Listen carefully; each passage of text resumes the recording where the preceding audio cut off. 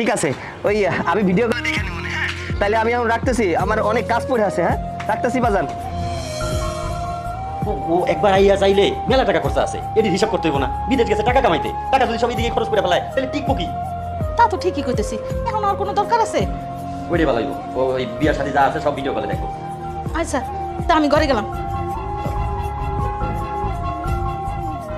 বাড়িতে কথা বলি